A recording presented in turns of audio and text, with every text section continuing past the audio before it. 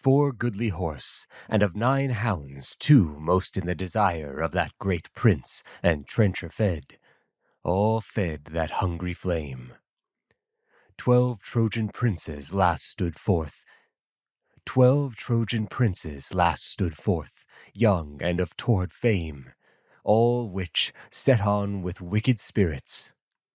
All which, set on with wicked spirits, there struck he, there he slew, and to the iron strength of fire their noble limbs he threw. Then breathed his last sighs, and these words. Then breathed his last sighs, and these words. 1, 2. All right, so I pulled in a bunch of voices last time, which I'm now going to have to do again. So Achilles, probably Agamemnon, Ajax, greater and lesser, probably, at least lesser, we know is going to say, yeah, Ajax greater is going to say something. I don't know how many of these I'll get to today. Diomedes, Idomeneus, Menelaus probably doesn't say anything. Nestor definitely, Antilochus.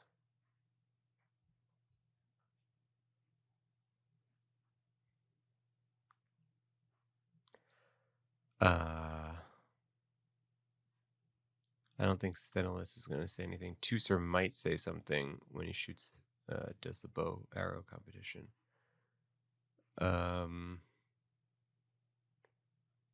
Maybe Thetis? Definitely Ulysses. That'll be good for now. Let us ask some prophet, priest, or prove some dream interpreter.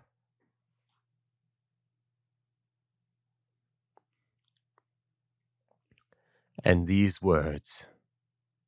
Again rejoice, my friend. Again rejoice, my friend, even in the joyless depth of hell. Now give I complete end to all my vows. Alone thy life sustained not violence. Alone thy life sustained not violence. 12 Trojan princes.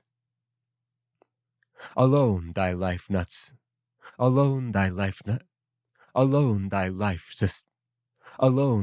sustained not violence. 12 Trojan princes wait on thee, and labor to increase thy glorious heaps of funeral.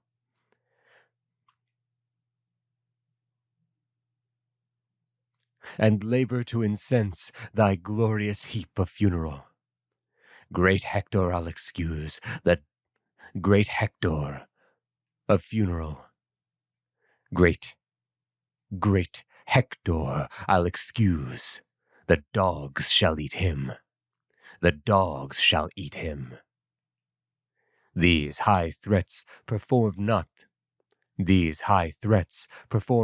their abuse. Jove's daughter Venus took the guard of noble Hector's course, and kept the dogs off, night and day applying sovereign force of rosy balms, that to the dogs were horrible in taste, and with which she the body filled. Renowned Apollo cast a cloud from heaven, lest with the sun the nerves and lineaments might dry and putrefy. And now some powers denied consent to his solemnity. The fire for all the oily fuel it had injected. Oh, this is talking about Achilles. No, okay. Might dry and putrefy. And now some powers denied consent to his solemnity. The fire for all the oily fuel it had injected would not burn. And then the loving cruel studied for help, and, standing off, invoked the 2 fair winds, Zephyr and Boreas, to afford the rage of both their kinds to aid his outrage. Precious gifts Precious gifts his earnest zeal did vow, poured from a golden much. Precious gifts his earnest zeal did vow. Precious gifts his earnest zeal did vow, poured from a golden bowl much wine, and prayed them both to blow.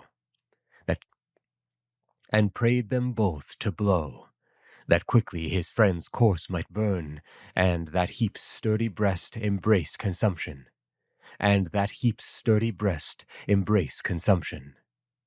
Iris heard.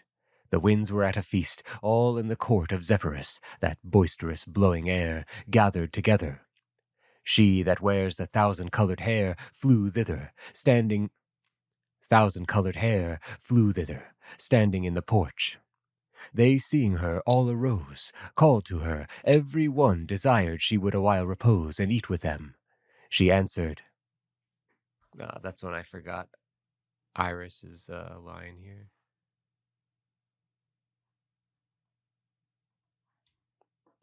O Priam, thou art always pleased with indiscreet advice. Called to her, every one desired she would awhile repose and eat with them. She answered. 1, 2, 3.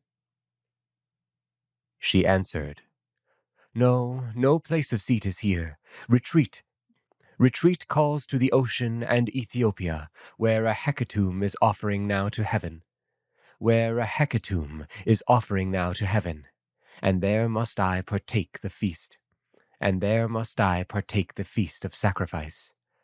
I come to signify that Thetis' son implores your aids, princes of the north.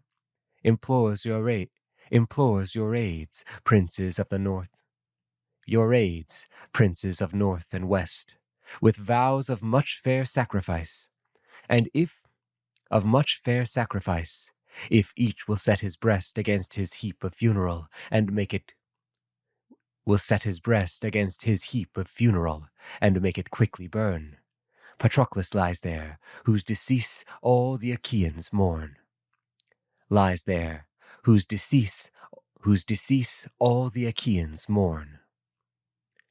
She said, and parted, and outrushed with. She said, and parted, and outrushed with an unmeasured roar. Oh, okay. She said, and parted, and outrushed with an unmeasured roar, those two winds, tumbling clouds in heaps, ushers to either's blore. And instantly they reached the sea. Up flew the waves, the gale was strong.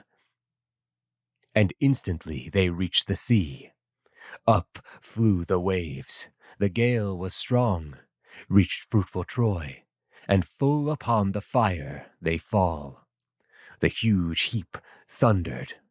All night long from his choked breast they blew a liberal flame up, and all night swift-foot Achilles threw wine from a golden bowl on earth, and steeped the soil in wine, still calling on Patroclus' soul.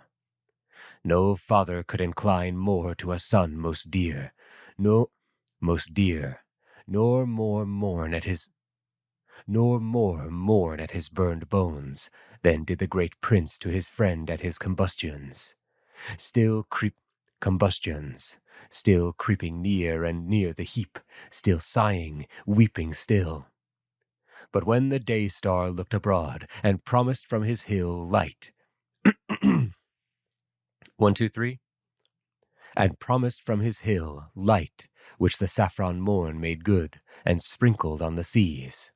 Then languished the great pile, then sunk the flames. Then sunk the flames, and then calm peace turned back the rough winds to their homes. The Thracian billow rings their high retreat. Ruffled with cuffs. Then languished the great pile, then sunk the flames, and then calm peace turned back the rough winds to their homes. The Thracian billow rings their high retreat, ruffled with cuffs of their triumphant wings. Pelides then forsook the pile, and to his tired limb chose place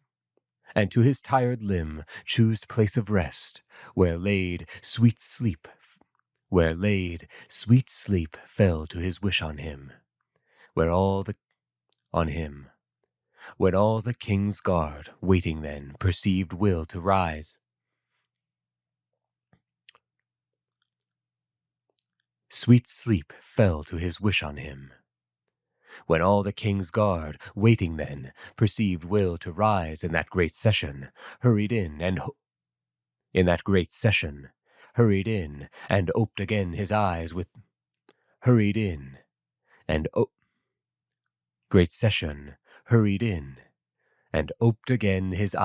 tumult of their troop and haste. A little then he reared his troubled person, sitting up, and this affair referred to his wished commandment of the king's.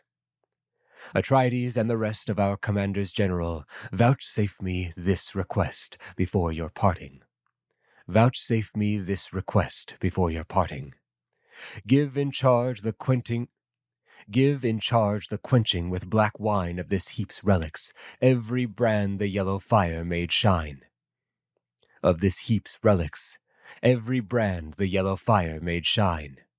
And then let's search Patroclus' bones, distinguishing them well as well ye may. They keep the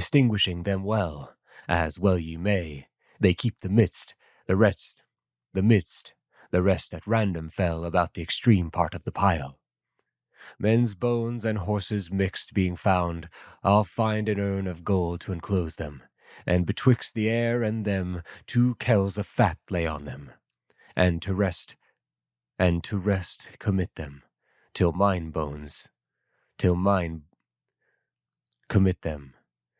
own bones seal our love, my soul deceased. The sepulchre I have not charge to make of too much state, but of a model something mean, that you of younger fate, when I am gone, may amplify with such a breadth and height as fits your judgment and our worths,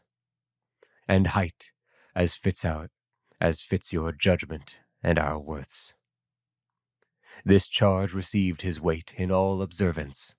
First they quenched with sable wine the heap as far as it had fed the flame. The ash fell wondrous deep, in which his consorts, that his life religiously loved, searched, weeping for his bones, which found they conscionably proved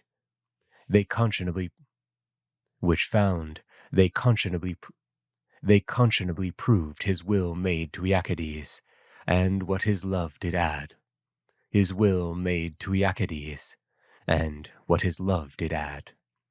A golden vessel double fat contained them, all which, clad in veils of linen, pure and rich, were solemnly conveyed to Achilles' tent. The platform then about the pile they laid of his fit sepulchre, and raised a heap of earth, and then offered departure. But the prince retained there still his men, employing them to fetch from fleet rich tripods for his games, cauldrons, And then the pile they laid of his fit sepulchre, and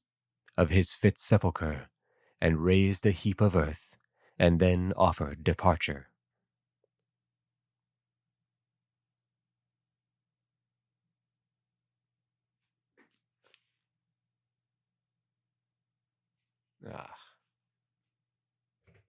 Air conditioner kicked on. I hope that doesn't mess up the recording.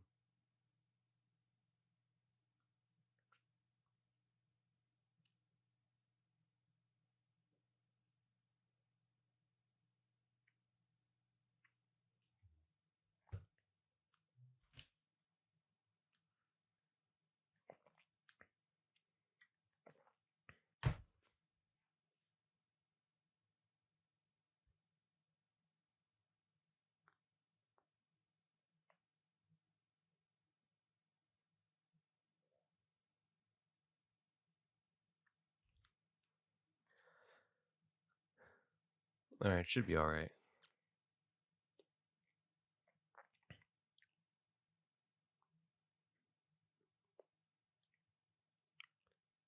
Fit sepulchre, and raised a heap of earth, and then offered departure. But the prince retained there still his men, employing them to fetch from fleet rich tripods for his games, cauldrons, horses, mules, broad-headed beeves, bright steel, and brighter dames. The best at horse race he ordained a lady for his prize, generally praiseful, fair and young, and skilled in housewiferys, of all kinds fitting. And withal a trivet that enclosed 22 measures room, with ears. The next prize he proposed was that which had high respect, a mare of 6 years old, unhandled, horsed with a mule, and ready to have foaled. The third game was a cauldron,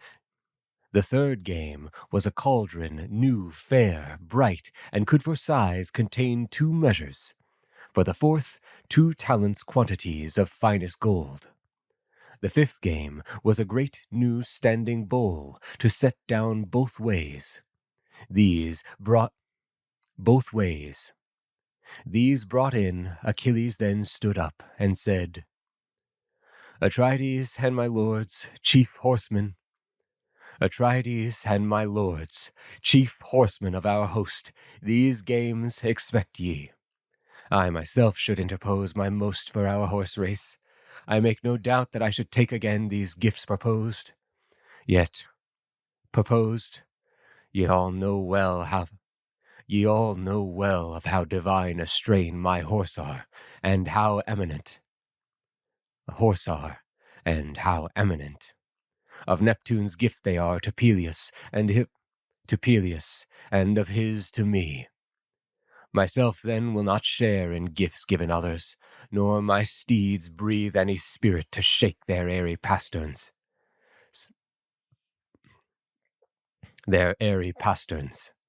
So they mourn for their kind guider's sake, late lost, that used with humorous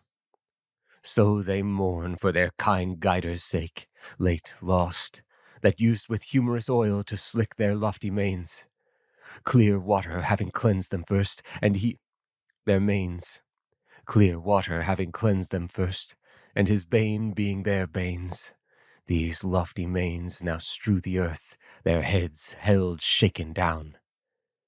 You then, that trust in chariots, and hope with horse to crown your conquering temples, gird yourselves. Now fame and prize stretch for all that have spirits. This fired all. The first competitor was young... Hold on a second.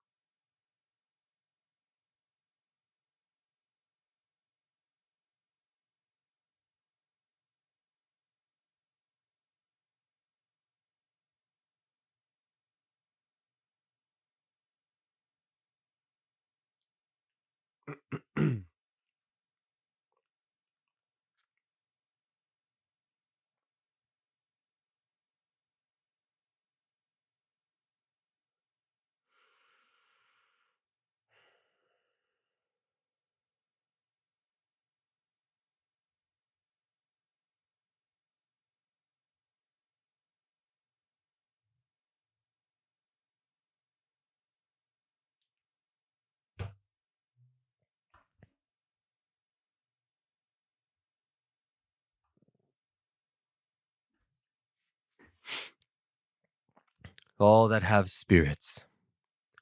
This all that have spirits. This fired all. This fired all. This fired all. This fired all. The first competitor was King Eumelus, whom the art of horsemanship did grace, son of Admetus. Next to him rose Diomed to the race, that under the was King Eumelus, whom the art of horsemanship did grace, son of Admetus. Next to him rose Diomed to the race, that under reins ruled that under reins ruled Trojan horse, of late forced from the son of Lord Anchises, himself freed of near confusion by Phoebus. Next to him set forth the yellow-headed king of Oh, that's right, I will need Menelaus's voice here.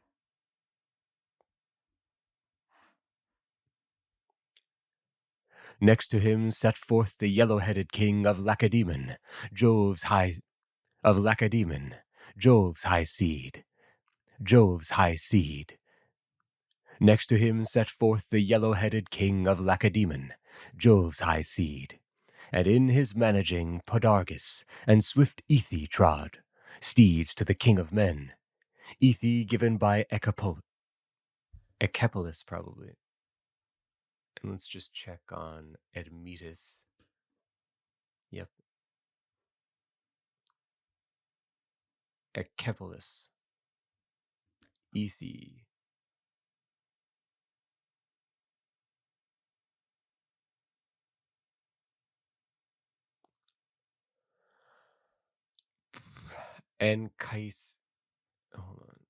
Anchisaidon.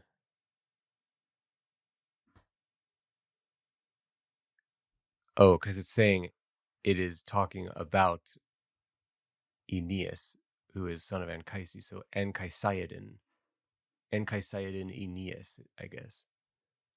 That's a patronymic you don't see very often. Anchisaidon.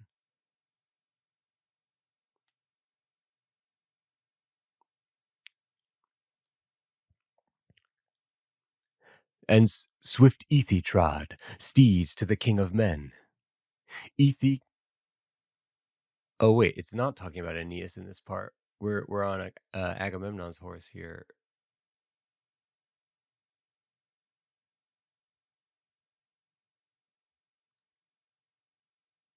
Well, I don't know what else I would pronounce that as, so I'm still going to say Anchisaidon. The king of men. Ethe given by King of men. Ethe given by Echepolus, the Anchisaidon, a bribe to free him from the war resolved for Ilion. So delicacy feasted him, whom Jove bestowed upon a mighty wealth. His dwelling was in broad Sicyone.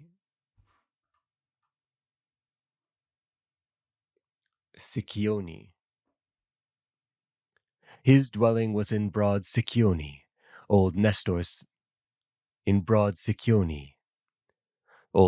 son, Antilochus, was fourth for chivalry in this contention. His fair horse were of the Pylian breed. And his old father, coming near, informed him for good speed, with good race notes, in which himself could good instructions give.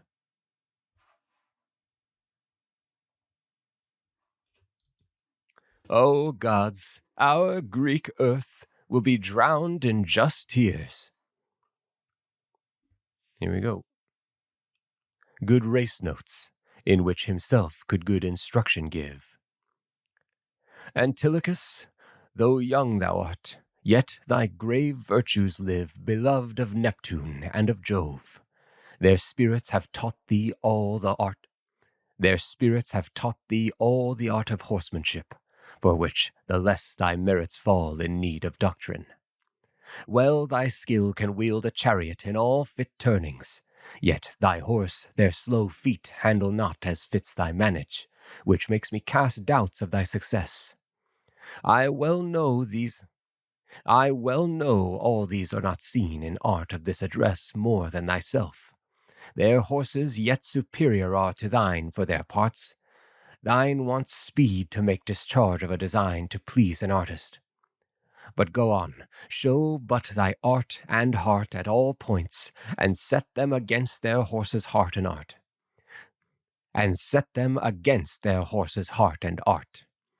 Good judges will not see thee lose. A carpenter's desert.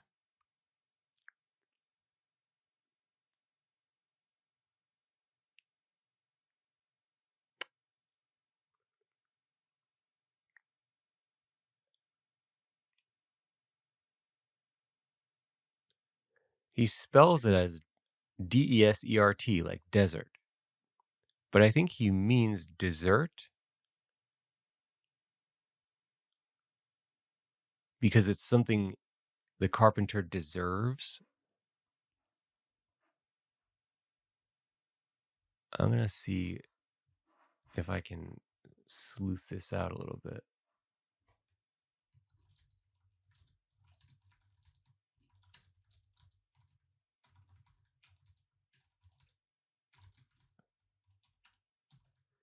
Let's ask ChatGPT if it thinks one or the other.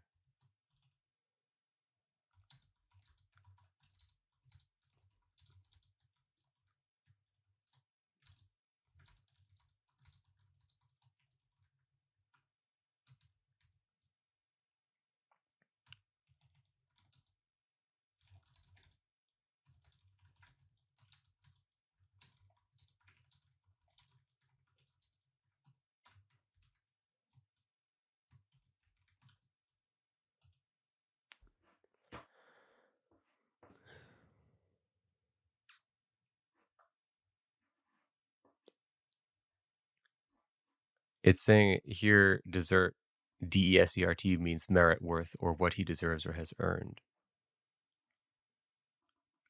Oh, that's interesting too. I should have checked that, but Chapman is trying to make it rhyme with avert on the next line, so it's definitely supposed to be pronounced as dessert, despite being written like desert, meaning with one S. Okay. Thy heart and art at all points, and set them against their horse's heart and art. Good judges will not see thee lose. A carpenter's desert stands more in cunning than in power. A pilot doth avert his vessel from the rock and rack, tossed with the churlish winds, by skill, not strength. So sorts it here.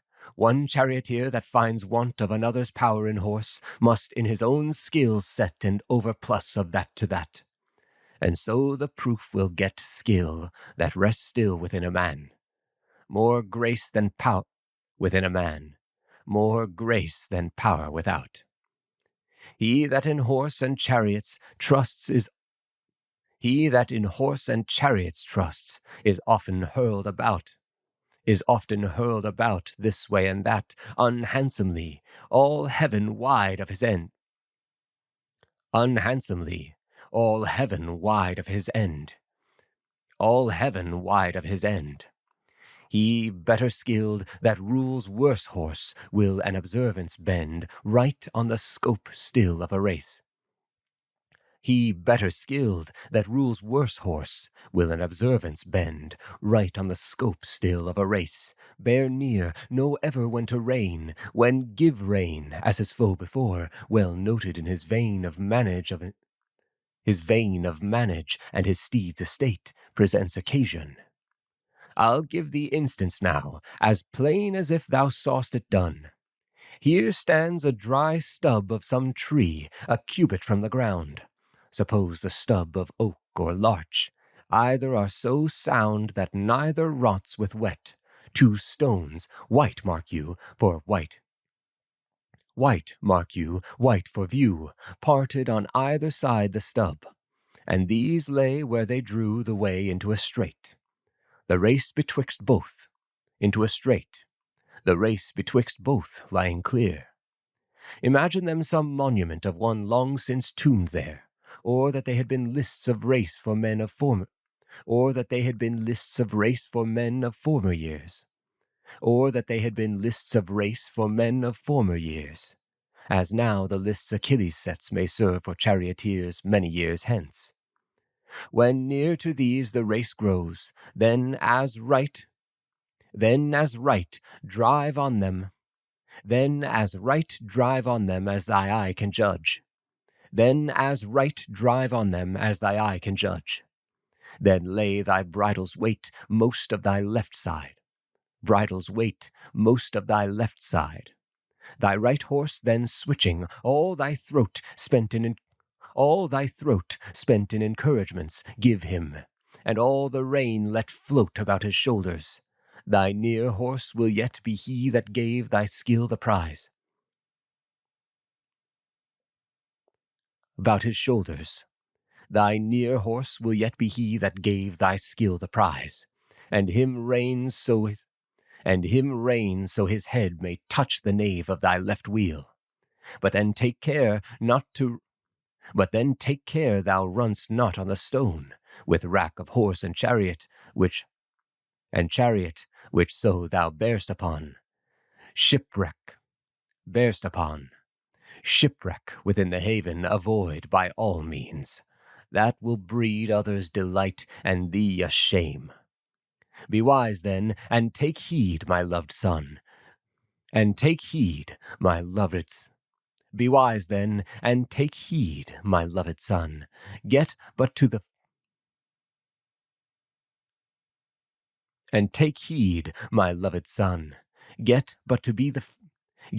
to be first at turning in the course. He lives not that can coat thee then, not if he backed the horse the gods bred, and Adrastus owed, divine Orion's speed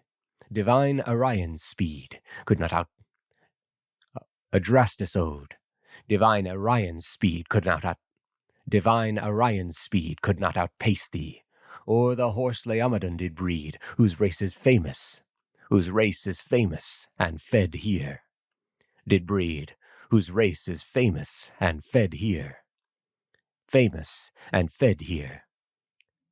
Thus said Iliad, when all that could be said was said. And then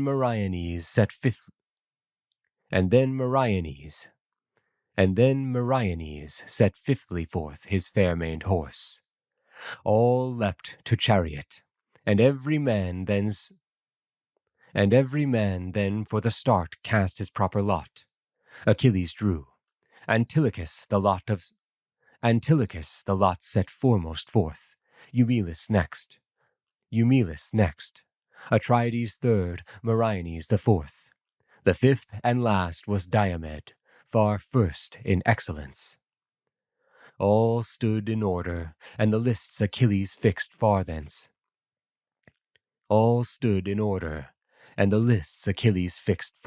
In plain field, and a seat ordained fast by, in which he set renowned Phoenix, that in grace of Peleus was so great to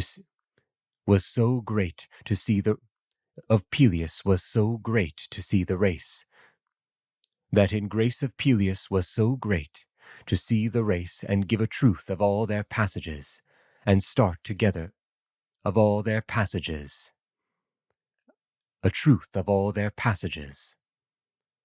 All start together, scourged, and cried, and gave their business study and order. Through the field they held a winged pace. Beneath the bosom of their steeds a dust so dimmed the race, it stood above their heads in clouds. Or like to storms amazed. Manes flew like ensigns with the wind. The chariots sometimes grazed, and sometimes jumped up into the air. Yet still sat fast the men, their spirits even panting in their breasts with fervor to obtain. But when they turned to fleet again, then all men's skills were tried. Then stretched the pasterns of their steeds. Eumelus' horse in pride still bore their sovereign. After them came Diomed's coursers close. Still apt to leap their chariot, and ready to repose upon the shoulders of their king their heads. His back even burned with fire that from their nostrils flew. And then their lord had turned the race for him, or given it doubt, if Phoebus had not smit the scourge out of his hands, and tears of helpless wrath with it forth from his eyes, to see his horse for want of scourge made slow, and the others, by Apollo's help, with much more swiftness go. Apollo's spite Pallas discerned, and flew to Tydeus' son. His scourge reached, and his horse made fresh. Then took her angry run at King Eumelus, brake his gears, his mares on both sides flew, his mares on both sides flew. His draught tree fell to earth, and him the tossed-up chariot threw down to earth, his elbows torn, his forehead, all his face struck at the center, his speech lost. And then the turned race fell to Tydides. Turned race fell to Tydides. Before all his conquering horse he drave, and first he glittered in the race. Divine Athenia glittered in the race. And first he glittered in the race. Divine Athenia gave strength to his horse, and fame to him. Next him drave Sparta's king, Antilochus his father's horse. Antilochus his father's horse then urged with all his sting of scourge and voice. Okay, let's pull in Antilochus. Which would to heaven I might not tell. Hold on a second here, my mouse is really acting weird.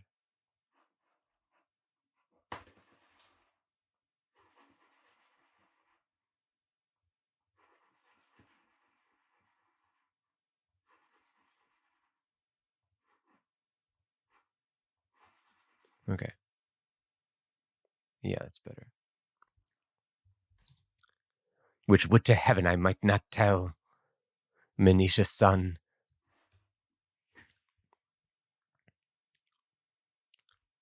Then urged with all his sting of scourge and voice.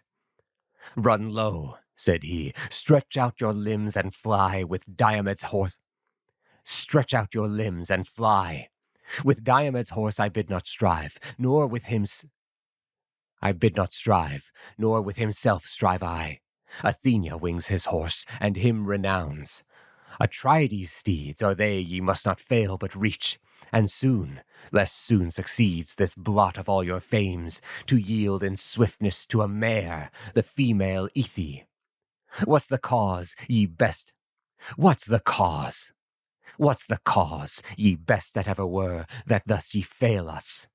Be assured that Nestor's love ye lose forever if ye fail his son. Through both your sides goes his hot steel. If ye suffer me to bring the last prize home. Haste, overtake them instantly. We needs must overcome. This harsh way next us, this my mind will take. This I despise for peril, this I'll creep through. Hard the way to honor lies, and that take I, and that take I, and that shall yield. Hard the way to honor lies, and that take I, and that shall yield. And that take I, and that shall yield. His horse shall yield. His horse by all this knew he was not pleased, and feared his voice, and for a while they flew. But straight more clear appeared the strait. Antilochus foresaw. It was a gasp the earth gave, forced by humors cold and raw, poured out of winter's watery breast, met there and cleaving deep all that near passage to the lists. This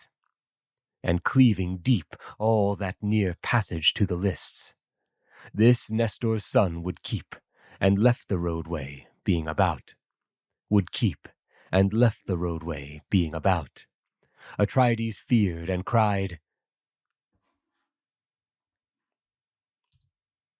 Now also give me ear, whom grief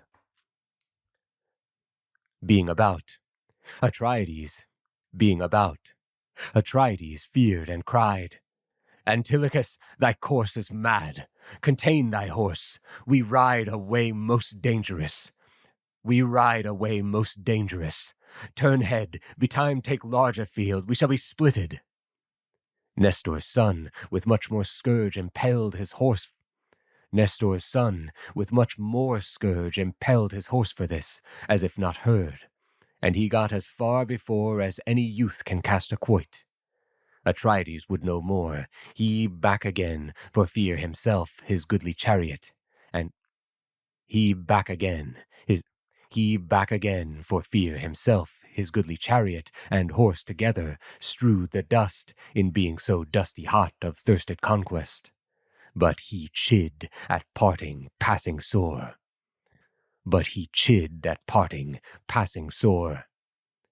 Antilochus, said he, a worse than thee earth never bore. Farewell, we never thought thee wise that were wise. But not so without oaths shall the wreath be sure. Crown thy mad temples. Go. Shall the wreath be sure, crown thy mad temples. Go. Be sure, crown thy mad temples. Go.